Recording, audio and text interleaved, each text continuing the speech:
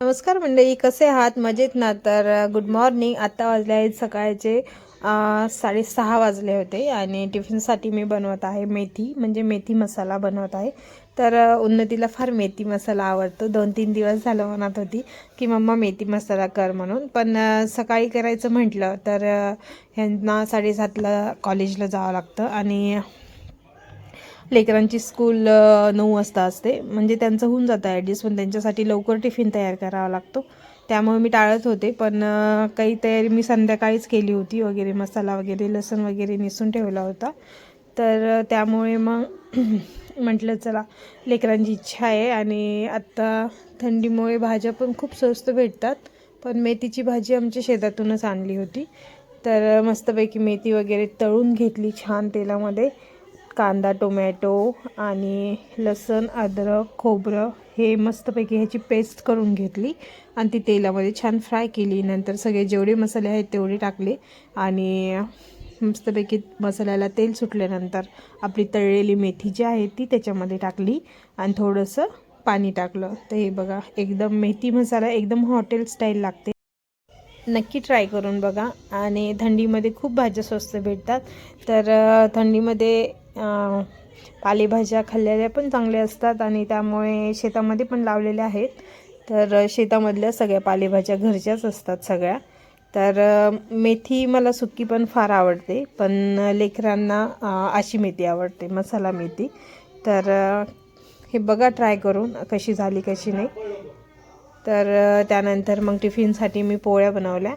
तर ॲक्च्युली मी पोळ्या थोड्याशा मोठ्याच बनवते, पण टिफिनला देण्यासाठी जेवढ्या द्यायच्या तेवढ्याच मी थोडी लहान साईज बनवते, कारण की खूप मोठ्या पोळ्या करायच्या असतात आणि छोटे छोटे करत बसलं तर खूप वेळ जातो आणि बाकीची पण कामं असतात. मग कपडे वगैरे, भांडे, नंतर बाकीचा यांचा टिफिनचा स्वयंपाक झाल्यानंतर दुसरा स्वयंपाक करावा लागतो शेतात वगैरे डब्बा नेण्यासाठी आईला आणि त्यांना. तर त्यांना वेगळी भाजी करावी लागते, परत भाकरी पण करायच्या असतात. मग त्याला पण आणखीन 9च्या नंतर तो स्वयंपाक होतो. मग जवळजवळ स्वयंपाकाला 10-10:30 वाजतात आणि त्यानंतर धुणं, भांडी, पूजा वगैरे सगळं आवरायला मला आत्ता लहान दिवस असल्यामुळे माझं आत्ता सध्या काम आवरतं आहे ते म्हणजे 2 ते 3 वाजता. कारण की म्हणतात ना, हिवाळ्यामध्ये दिवस लहान आणि रात्र मोठी असते. तर दिवसभर सकाळी किती पण लवकर उठलं तरी, किती स्पीडने काम आवरलं तरी कामच आवरत नाही. तुमच्यासोबत पण असंच होतं का? नक्की मला कमेंट करून सांगा, कारण की दिवसच पुरत नाही आहे. पूर्ण सकाळचं काम आवरूपर्यंत लगेच लेकरांचा टायमिंग होतो आणि मोनू येते 2 वाजता आणि उन्नती येते 3 वाजता.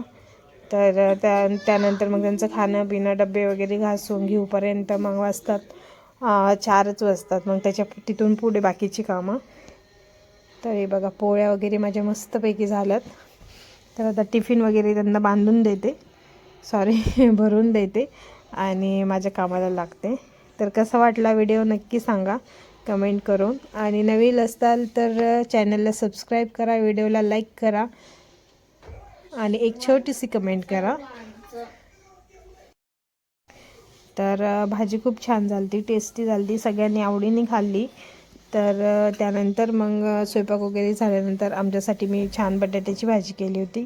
आज भाकरीला पीठ नव्हतं, त्यामुळे सगळ्यांसाठी आज फक्त पोळ्याच बनवल्या होत्या. तर हे बघा, मस्तपैकी टम्म फुगलेल्या पोळ्या. तर आणि इकडं भाजी पण छान शिजलेली आहे. बराच वेळ लागला मला भाजी करायला, कारण की मंद गॅसवर भाजी शिजली ना छान तर टेस्ट पण मस्त येते त्याला. त्यामुळे अगोदर मसाला काढून ठेवायचा आणि सकाळी मस्तपैकी भाजीला फोडणी द्यायची, म्हणजे जास्त वेळ लागत नाही. आणि रोज रोज अशा मसाल्याच्या भाज्या करायच्या म्हटल्या तर खूप वेळ लागतो, त्यामुळे मी रोज नाही करत, तर कधीतरीच